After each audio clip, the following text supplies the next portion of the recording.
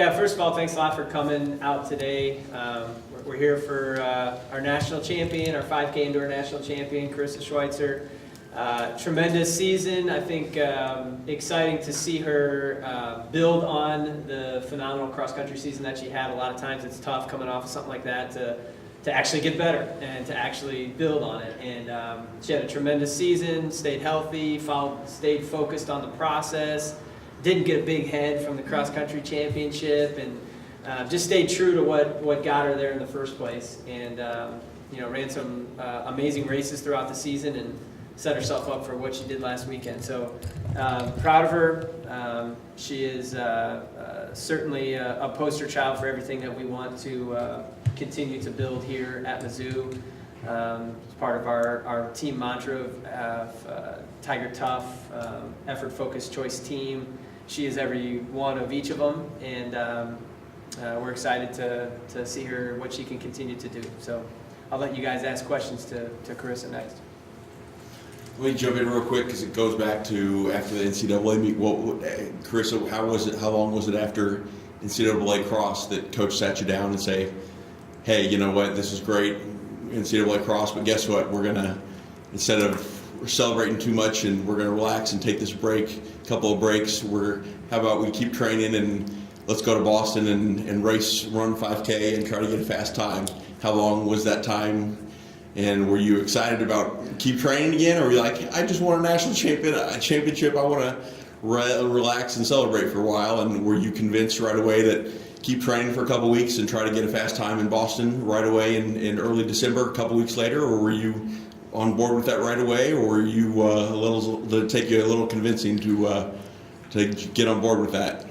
Yeah, actually, I came up to Coach earlier before nationals even started, and I asked him, I was like, so what are your thoughts on maybe like extending a little earlier? And like, I'm obviously like I'm in pretty good shape right now, and I want to try like getting that qualifying mark early. So I was definitely like really eager to do that. But he was the one that told me, he's like, okay, let's just get nationals done with. Let's talk about that again afterwards. So I was definitely determined to run that Boston race. Okay. Take me through that 5K down in College Station, because when you're running with the same girls that you were running with at the cross country, I mean, how confident were you as you got into those? I think it was what, 4 laps to go, 3 laps to go when you made your move. How confident were you after what happened at cross country nationals that you could outkick them to the finish? Yeah, throughout the whole race, so when they started pulling away, I knew I had to make a move and get behind them, and then as I was behind them, and I just had to stay on as long as I could, and as the laps were like counting down, my confidence was just growing and growing, knowing that like when I had 4 laps to go, that I was just gonna make a move, or 2 laps to go. Yeah. Was that kind of the plan all along, stick with the pack, and then once you get down to that last one, just blow by them all? Yeah, I actually like was visualizing this race over in my head so many times, and when I actually crossed the finish line, I was like unbelievable. I was like, oh, that actually happened. Like the plan actually worked out perfectly. Now that you've had some time to kind of take it all in, just what does it mean to you to have 2 national championships in just a few months? Yeah, it means so much. Like it's unbelievable to me. I'm still like trying to process it. Like cross country was overwhelming, and then before I'm even like done processing that one, indoor national. So definitely an exciting experience, and I'm just glad that I'm at this level. Is the pressure back on a little bit now though? Because you were briefly tied for the most national titles in Mizzou history for about a week. And then Jaden went on his 3rd, so now you got some work to do. Yeah. Well, congrats to Jaden, but definitely the pressure. Like I've been asked a couple times, and I'm glad I have like a whole nother year, and just hopefully to keep putting myself up in that opportunity and see if it's there, hopefully. Did the second one take on any greater significance than the first?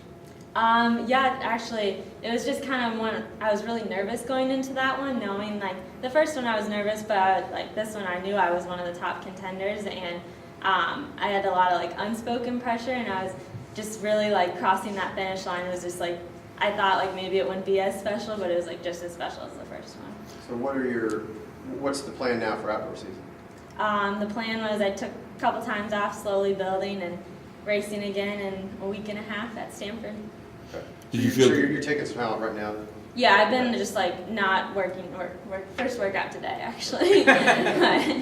The short break was very short. Do you feel like getting that fast 5K in at Boston in December that gave you time to ramp the training back up and gave you that time to really work on your speed and gave you that confidence that last 400 at nationals to really you had that kick in you to turn it on that last 400 to pull away from everybody? Yeah, I feel like that really helped me, just running that 5K early, and then I didn't have to run another one until nationals, and I was running the 3K and the mile. So when they went out in a fast pace for the 5K, it didn't feel horrible for me because I was used to that 3K mile transition. So obviously your 15:37 at Boston was a school record.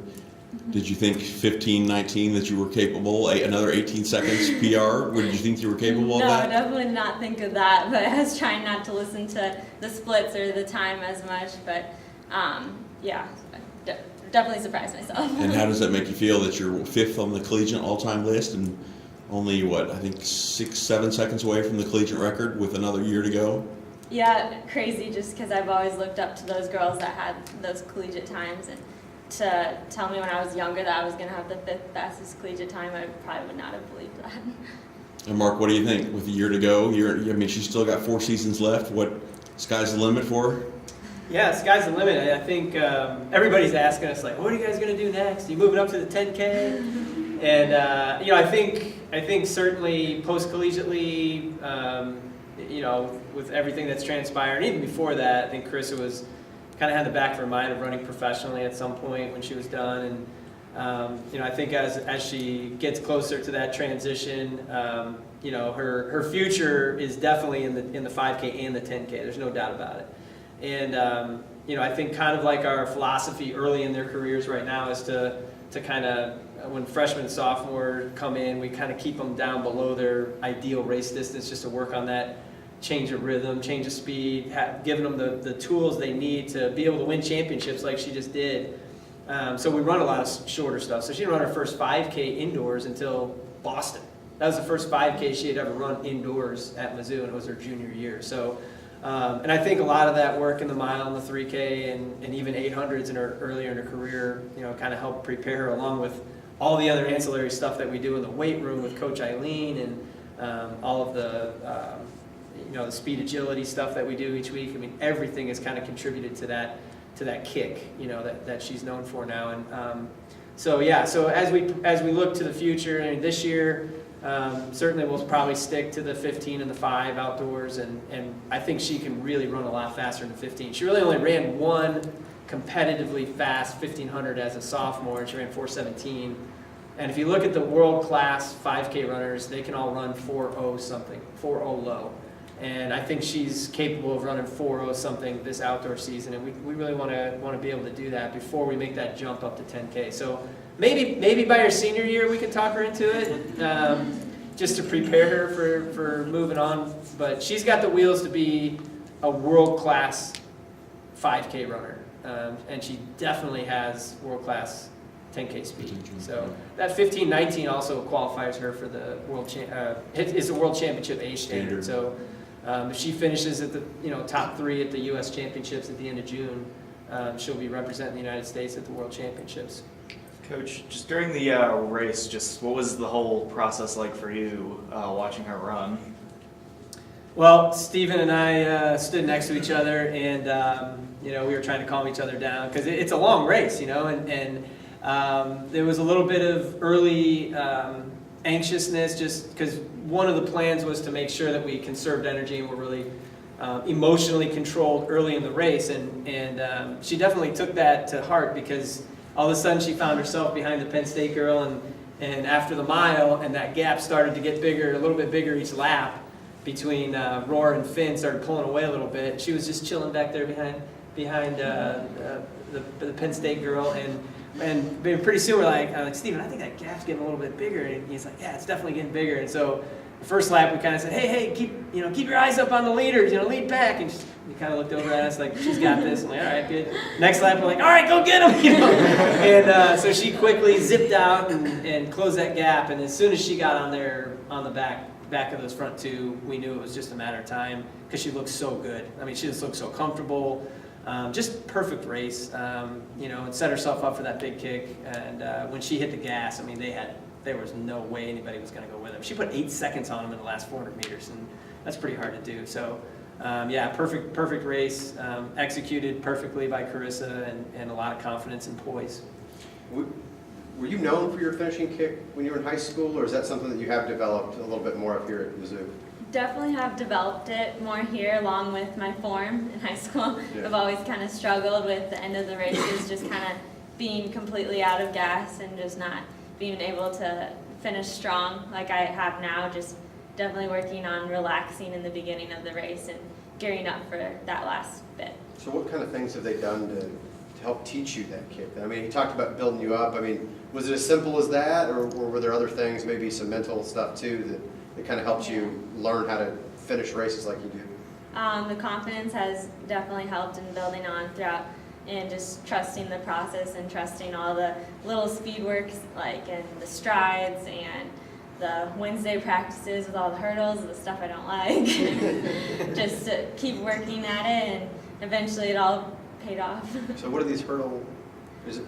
Yeah, it's like every Wednesday we have like these hurdle like drills where we have to like run over hurdles, and then we have like jumping hurdle stuff, and lots of like little technique and working on your form.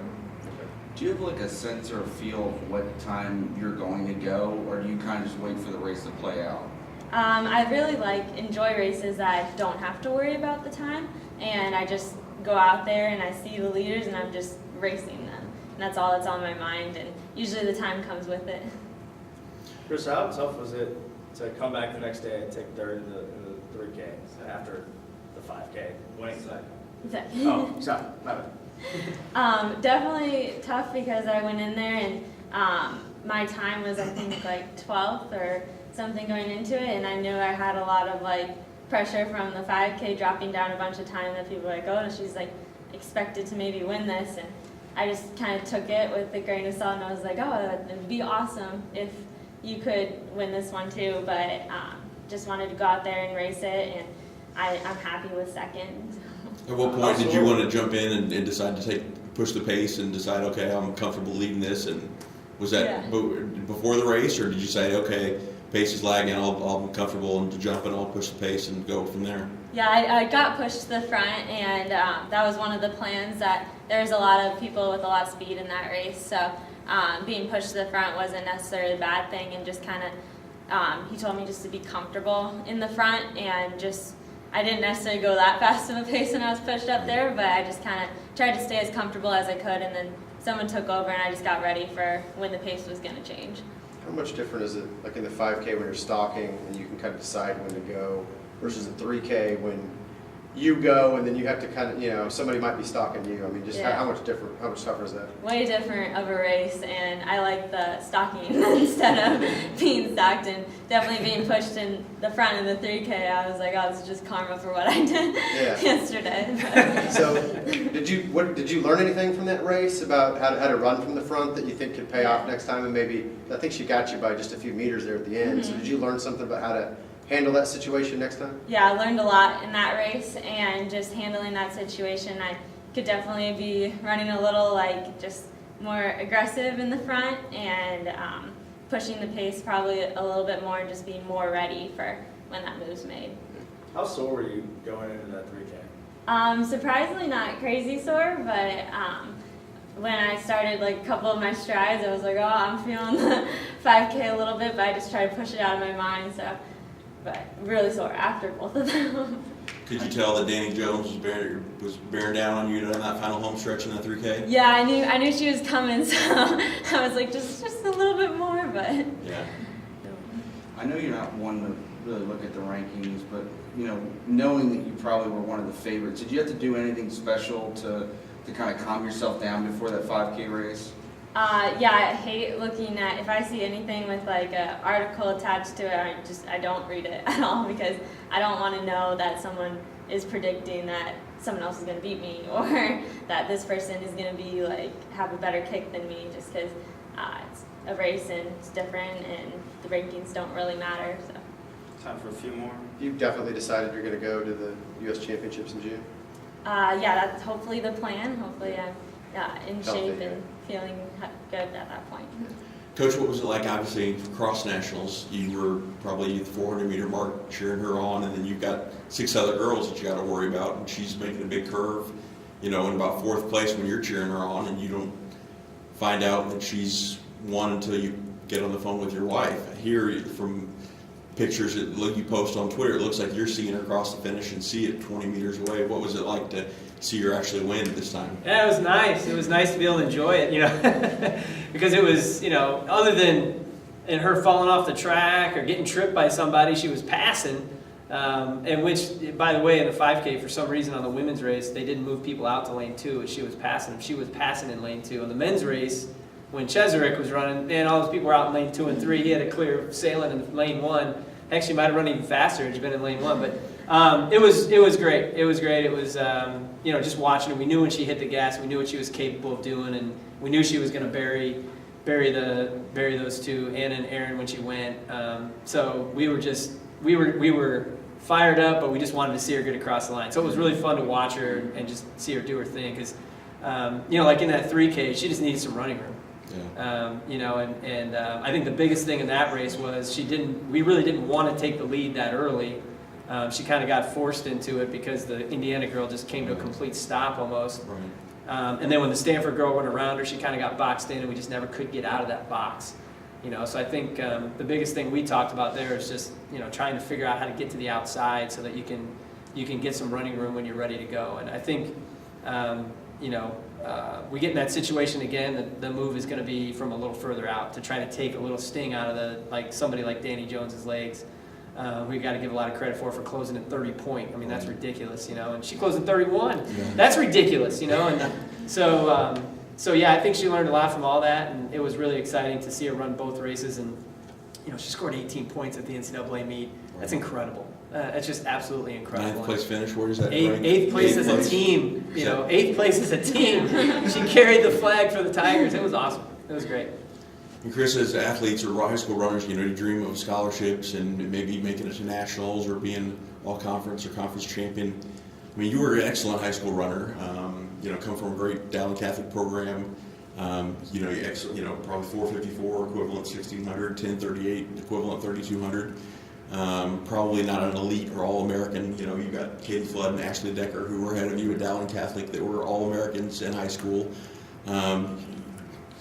Did you ever dream of were these thoughts of being 2-time national champion even anywhere in the atmosphere of your dreams of high school?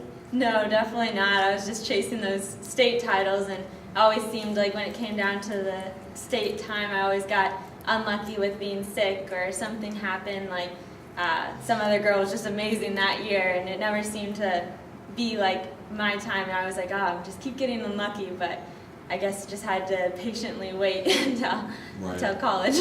Last question. Did you watch the replay of the race? Yes, I did. Gets me a little nervous, but yeah. You still get nervous watching the replay? Yeah. I know what's gonna happen. Ending, right?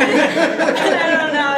It just like takes me back to that time when I was like really nervous, like running and not really knowing what was gonna happen. So watching it gets me a little nervous. And what's all the attention been like since fall, the nationals, the articles, I'm sure the tweets and the attention from alumni from all over the country that are proud of you. How have you handled that, and what's that been like? I'm sure overwhelming.